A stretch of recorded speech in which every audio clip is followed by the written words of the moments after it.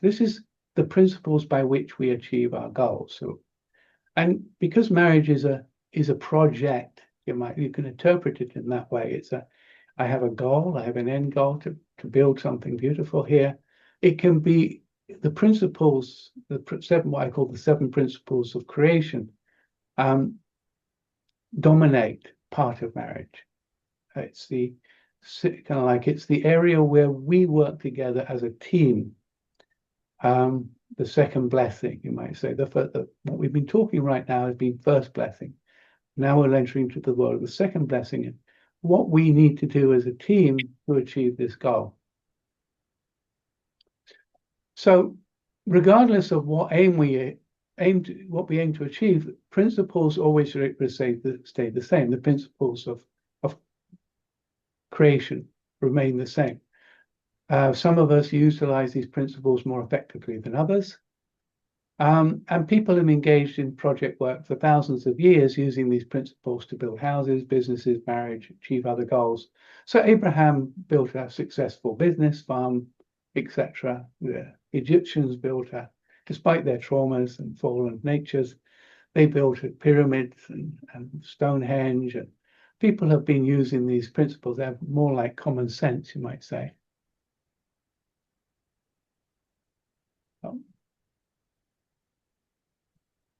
Why won't it move? Oh, there we go. Okay, and so basically these principles are rooted in common sense, but they're woven into this, just like the 5 textures of God's love, as embedded into the substructure of creation. Then these 7 principles are fundamental to common sense. They are the way, therefore they must be the way God creates, the way, the attitude, the principles by which God creates. And we use them because we're God's children. We use them. It doesn't matter what you're trying to do, going to university or building a house or building a marriage. We use the same goal-setting principles in each of these environments. It would be odd to use different goal-setting tools. We couldn't handle that. So because we use these, then they must come from God. Okay? And I call these the 7 principles of co-creation. You might say, where are these principles? In the principle of creation. And basically, they are the substructure, the core principles within the core sections of the divine principle of creation are the 7 principles of creation. That's the way it's expressed. And I realized this because I wrote a book on marriage. I tried to put down the main features, and one day I realized if I rearranged the chapters, I would have the outline of the principle of creation. And I realized then that first wave marriage education was trying to say if you do any of the principles in the principles of creation better, then your marriage will improve. I was astounded and shocked. And then I realized it didn't just apply to marriage, it applied to all of life. So what do we have? We have mind and body unity, a clarity of the end goal. What are we trying to build here? What kind of marriage? What kind of house? What kind of... But the clearer we are, the more likely we head in the right direction. Second principle is dual characteristics, but in the goal setting, we can translate this into the principle of diverse contributions. In other words, who can help me achieve my goal? In marriage, this is, of course, my wife, but it can extend out to my family, my extended family, authors, marriage educators, etc., marriage mentors, my church elders, etc. But in marriage, fundamentally, it's me and my wife, and what skills do we have and what talents do we have? What do we bring to marriage to make this goal realized?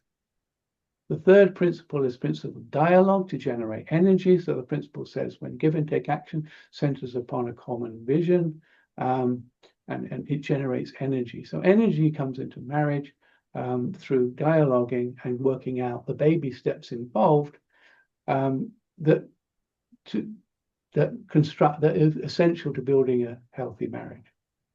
So, there's communication. What kind of communication structures do we need, like daily connecting time or a weekly planning or whatever, and that to come to a common vision, and that generates energy, and then we are more positive and we can move forward together.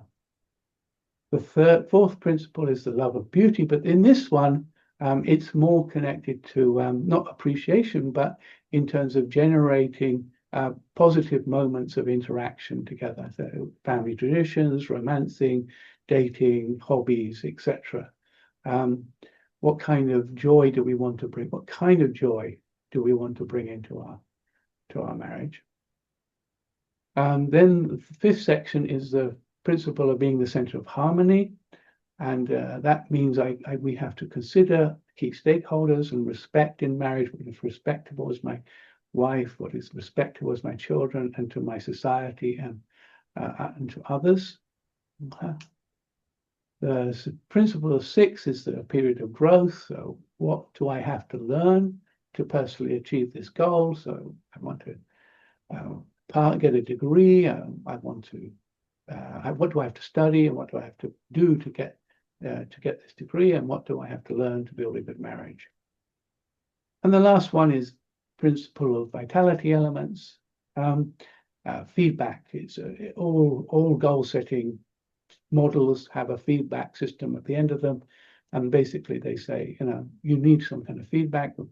How can we give each other positive feedback as a couple, and how can we offer room for growth? So these are the 7 principles by which we use to create anything. And we have a vision, and if I'm in a marketing department, we have a clear vision of what we're trying to achieve, who can help us, what are the communication structures we can set up to achieve this marketing strategy, and what kind of beauty and goodness do we put into this marketing, and are we making sure we respect all the key stakeholders, and what do we have to grow, and how do we get feedback of whether the marketing is successful. Doesn't matter where you apply this, we're always using this as common sense, and some of those are better than others.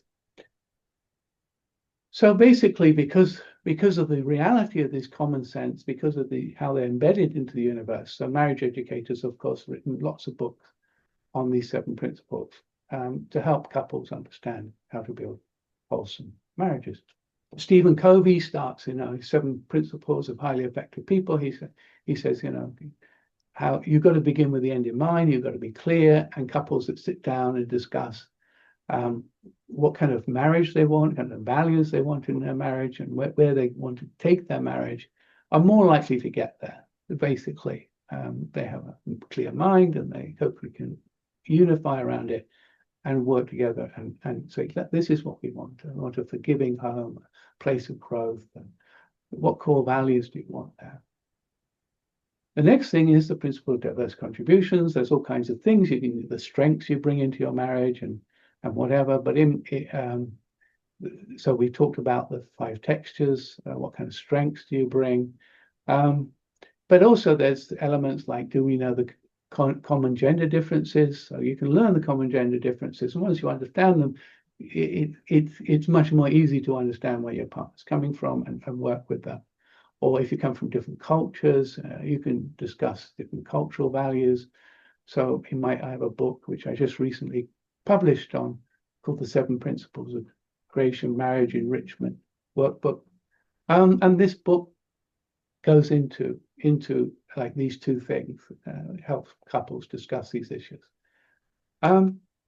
Third, there's some basic elements that form part of marriage: finances, raising kids, roles around the home, involvement of family and friends, engagement in the community, etc. And ideally, you're on common ground here. You have a dialogue, and you discuss, and you work it out, and you try to generate energy through that, and work on it. The fourth is trying to create love and beauty in your marriage, and how do we express affection and romance? Can we have a common hobby? What family traditions do we have? What is our God language? How do we want to express God in our lives? How do we feel called to express God in our lives, whether it be service to the community or church, strengthening the church, or tithing and these other things. And there's lots of ways we can express our religious heart, or just being a good person at work and being honest, these kind of things. What does respect mean to us in marriage? What does it mean? No pornography, or no infidelity, or there's all kinds of areas where respect is. We will seek out counseling if we're going through struggles, etc., etc. So there's kind of like these kind of things. What does it mean to respect our parents-in-law and parents, etc.?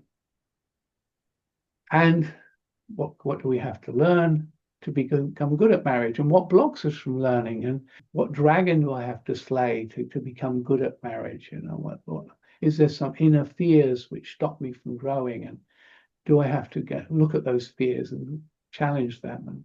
Or is there another emotional block? Or do I have limiting beliefs? So I tried everything and I'm not going to try anymore, when actually you haven't tried everything. Do you have bad habits and that block you from manifesting? All these kind of questions. And then how do we offer positive and negative feedback? Room for growth feedback is an essential, is helpful in marriage. It's useful. No, okay, it's helpful. People learn from good feedback. So basically, those are the 7 principles, and they run through everything all the goals we try to achieve, and they run through marriage. And so a lot of marriage education is about trying to get couples to do these basic things, yeah, just to understand gender differences, or how do you have weekly meetings and you give and take action around certain things. Are you dating or hobbying? But there's a lot of different books on these topics, and yeah. And once you understand, oh, these are essential, maybe we have to find a way to do better at this.